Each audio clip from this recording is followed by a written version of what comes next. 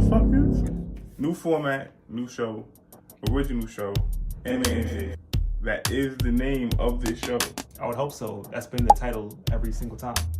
This show is opinion-focused topics. I feel like it was always opinion-focused. I just feel like you guys really wanted the hard-hitting facts, and if you wanted that, go to Anime News Network. But if you want the real shits, that's not a curse. Come here. People should expect these topics that we're going through.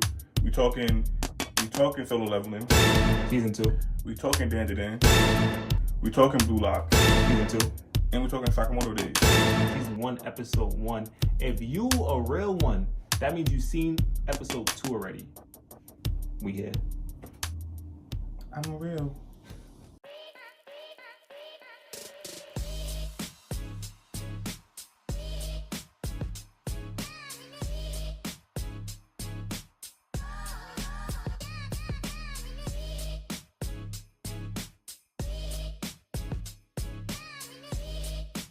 Starting out with Solo Leveling, Season 2, Arise from the Shadows, perfectly fit name for the show. You like to talk about your music and how you feel about the production quality. How was the intro? Because I definitely skipped that. Any new season of a show, you have to watch the intro just to see what it was. I skipped. But the outro is fire. The outro, I think it foreshadows a lot of what's going on. Because in the outro, Sun Jin-woo, the original version with the long hair, the wimpy one, he's kind of like trapped in his own head. And the new version is walking through the halls like a Romanian god. Episode 1 and 2, you know, they came out the gate swinging, in my opinion. Only thing they could do to fuck it up, honestly, is if they do a part 1, part 2, like how Bleach do. That will fuck it up. Fuck up the whole momentum. Oh. Solo Leveling is such a new show that you can't do a part 1, part 2 yet. You mean like split the season in half? Yeah, don't do that.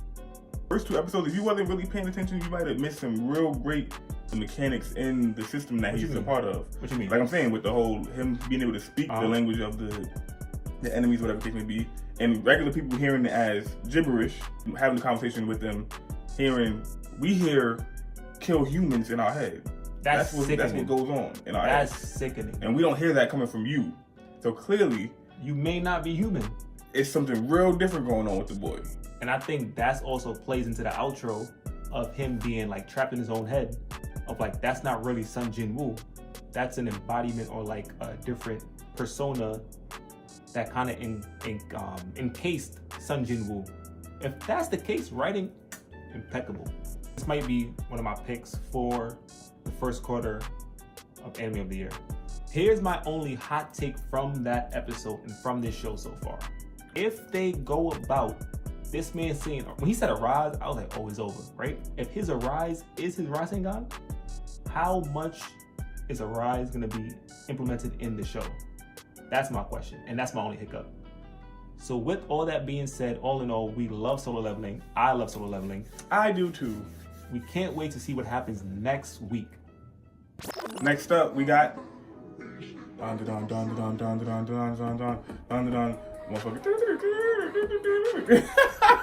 swear to God, the theme song is more popular than the actual show. That's my problem. I'm glad you said that. That's why I think that show is Shire. I'm not gonna say shit.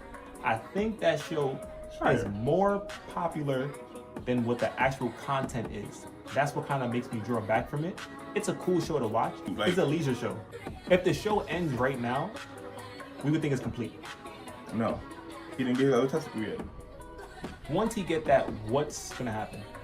First off, the fact that we looking for this young man testicle, fucking ridiculous. Remember, we watched the trailer. Real take is no. That trailer was pretty good. And I think that's still our most viewed video. Probably. Video wise, yeah, definitely. Let's see if we can beat this video.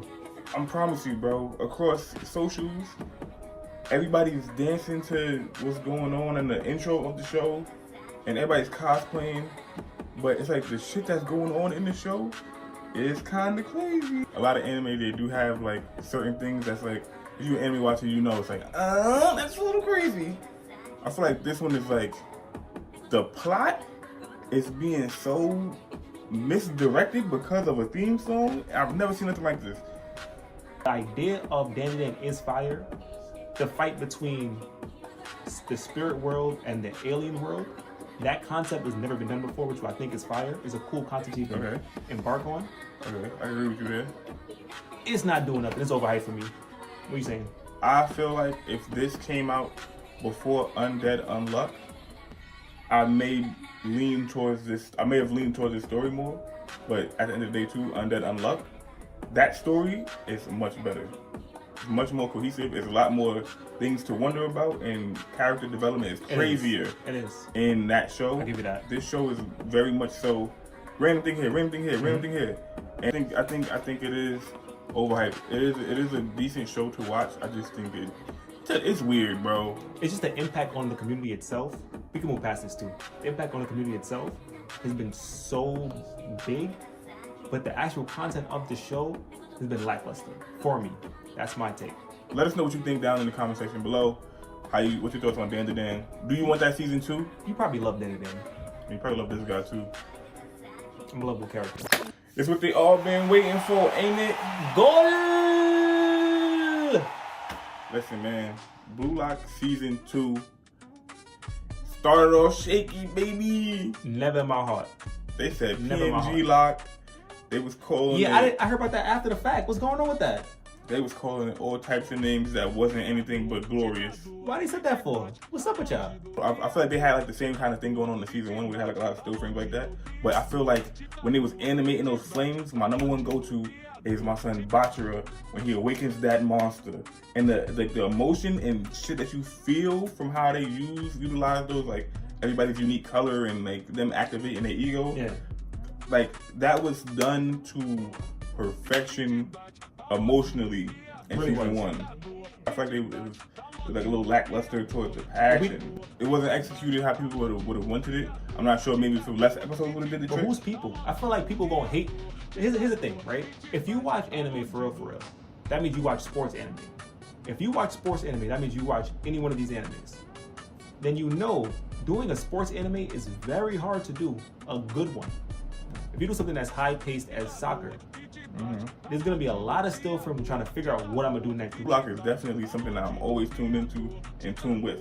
Let's talk about the last episode, the one that really got everybody's hearts. The switch on the animation style is what I needed. It's really like American animation, was like rough and like drawn outside the lines. Like that was amazing. But the last episode when he got that goal, he changed the future of soccer anime in my world. Not in the show, in my world. As you said, Asagi is scoring goals in the main stage. Did Asagi really work for it? Yeah. You didn't see that luck? What's wrong with luck? Luck met opportunity, and he took advantage. That's what you're supposed to do. If luck presents, all luck is gonna do is show you an opportunity. It's up to you whether you can capitalize on the opportunity. That's all luck gonna do for you. Respectfully, the amount of respect Sai was showing Asagi, and then shit on his brother, like, yeah, the striker that's gonna change the world might be a part of this Japanese team. It's him. That was a little like too much glaze, and he overcame all of these random obstacles. That's why he's the And best. why did this now improve your visions of him as a striker when he made the one goal that was ultimately made by luck? But I do think that the challenge between him, Sai, and Rin, a little overrated. Choreography, beautiful. That's what I'm saying. Choreography, beautiful. Yeah. And I just feel like the execution of emotion could have been stronger. I'm nitpicking, but it was a great episode. It was a great episode, great season. Great season. I'm watching next season. I'm Definitely. Always. I'm locked in Blue Lock, honestly. That's my shit. So, if y'all also tuning in, let us know your opinions on Blue Lock down below. But Blue Lock is also definitely my second pick for this quarter of Anime of the Year. The days have arrived. The Sakamoto days. Another show that is coming full head of steam with hype that is getting anime release, but due to a trailer that released, people was really doubting and skeptical about the animation of the show. Really? That was the talk on the streets. You're not in the streets, or not in the streets, but I'm in the streets. I feel like I live under a rock because you be hearing all these stuff, and I know you're right because you would show me them, but I don't hear nothing. And I was looking at it, I'm like, yo, That's kind of fire. That little scene that they had when he was like walking around with the gun and the cigarette, and he's like, the scene was cool. It was like the animation of it was fighting. amazing. It was giving a lot of like, it was 90s vibe, honestly. That's what they're going for. Yeah, but it was like, I think it was great. The intro was great. It was like spelling out Sakamoto. I did see that. I do like the, I like that. That was hard. Spray paint really gave it like a New York vibe, and me being from New York personally, I felt an affiliation with it. I feel like the intro and the things I've seen online set these like characters up to look so cool, and these niggas are not cool at all. No, they're not. I thought Shin was about to be fired. No. He kind of lame. Yeah. Respectfully. Now, also, for information, I read a little bit of it before it came out. I think I read it like last year or some shit.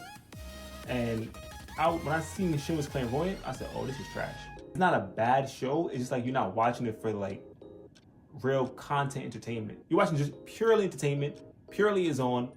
I'm looking around at the walls. It's playing. I don't really care too much. I don't know if I'm gonna watch the show. I'm gonna give it one more episode. I'm gonna give it one more try. I feel like they went for a closer like 90s feel, like in look, but I feel like they executed like trying to kind of modern, and it looks kind of off to me. For what? Sakamoto days? Yeah.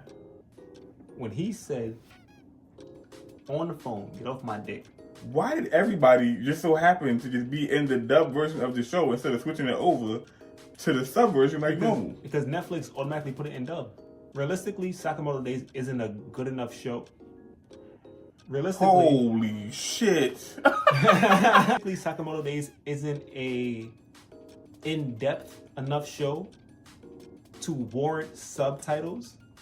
It's a, like I said, as you said, a gag show. My last question is, I want you to think about for real. We just said DANDADAN was super hype, right? Because mainly of the intro. The intro is bigger than the show. Why is Sakamoto Days so hype? All these shows are cool concepts. Yeah.